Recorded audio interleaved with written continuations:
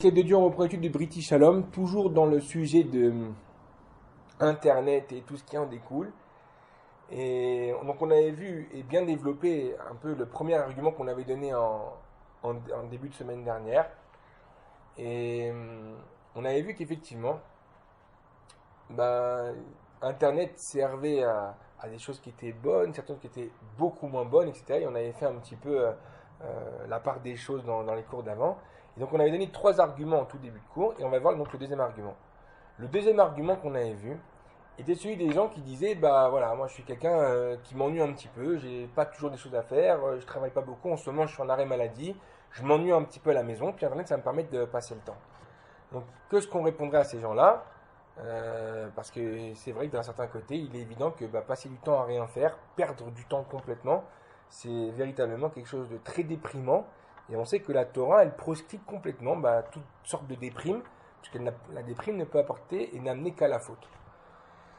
D'un autre côté, on sait que la Torah, elle punit, pour essayer d'être exact dans les termes, elle punit et elle parle énormément du sujet du Bitul Torah.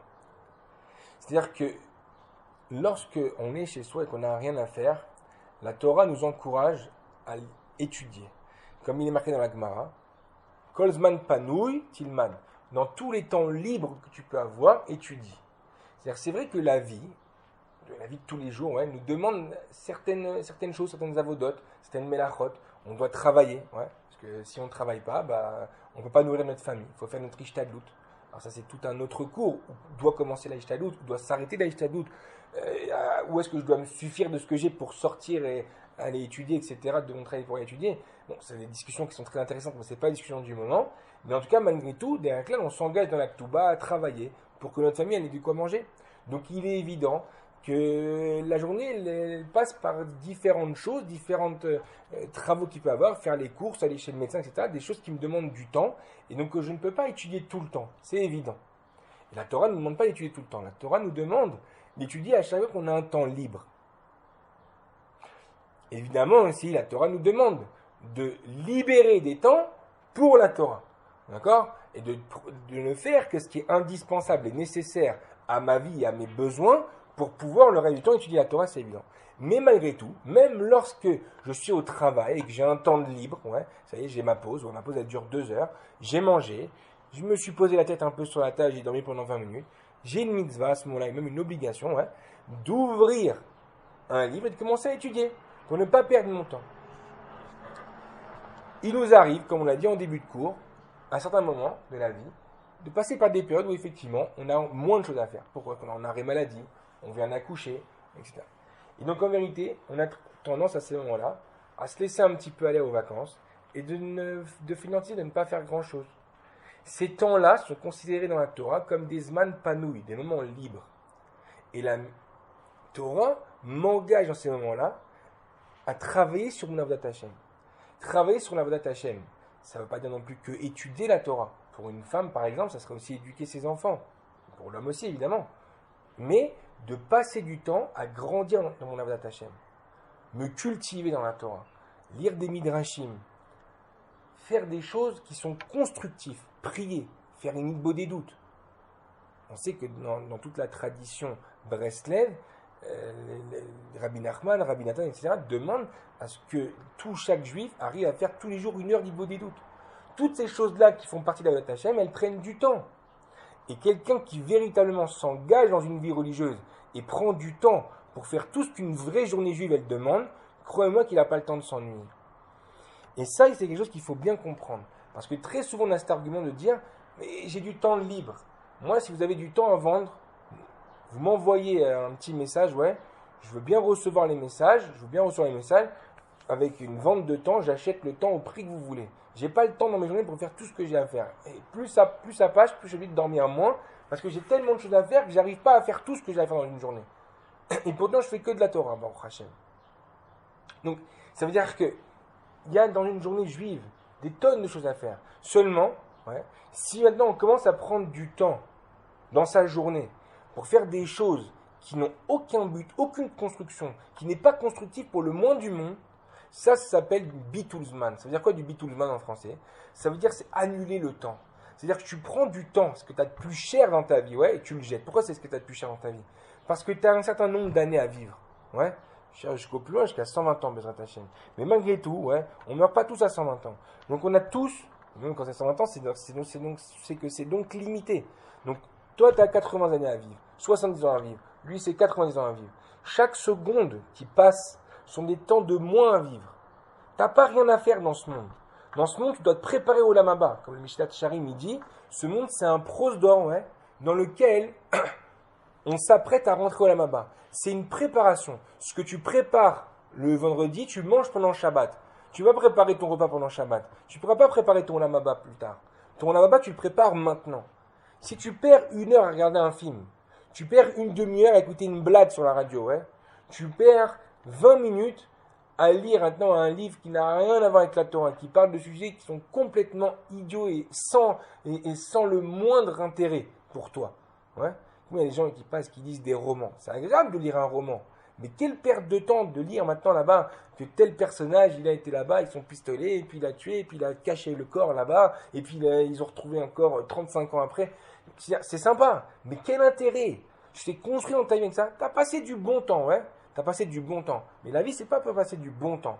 Ou alors, en tout cas, si c'est pour passer du bon temps, c'est le passer comme la Torah, elle encourage. On a des zmanim dans l'année. Comme il y a quelques semaines, ouais, on était dans le Chol HaMoed. Chol HaMoed, c'est un temps pour passer du bon temps aussi, avec sa famille, avec ses enfants, etc. Mais la Torah, elle t'explique comment tu passes du bon temps. Ça ne veut pas dire non plus, car quoi, la Torah, elle me donne toutes mes façons de vivre, ma façon de vivre, elle doit maintenant être complètement calquée sur la Torah. Je me suis enfermé dans une prison, en vérité, la Torah. Non, tu verras qu'en vérité, les concepts de la Torah, c'est pour ça qu'elle est énorme, cette Torah qu'on a. Bon, Hachem, c'est un cadeau extraordinaire et magnifique. C'est qu'elle ouvre des milliards de portes. Elle est adaptée à chaque juif. Si tu aimes les balades, Hachem va t'expliquer comment on se balade comme un juif. Si tu aimes bien manger, Hachem va t'expliquer comment on mange comme un juif. Si tu aimes bien boire, Hachem va t'expliquer quand est-ce qu'il faut boire et comment on boit comme un juif. Jusqu'à où on boit. Tout est permis dans la Torah, d'une manière cachère. Il n'y a pas quelque chose dans la nourriture qui m'a permis. Tu aimes le poisson, il y a des poissons cachères. Tu aimes la viande, il y a de la viande cachère. Tu aimes les légumes, il y a une façon de cachériser les légumes. Tout est cachère dans la Torah. Simplement, il faut savoir plonger un peu sa tête dans la Torah pour essayer de comprendre comment on s'engage dans une vie juive. Comment on appréhende une vie juive. Ouais. Et donc en vérité, toutes ces choses-là ne peuvent s'apprendre que si on se construit, dans la Torah. Et on ne peut pas se construire lorsqu'on est batlan.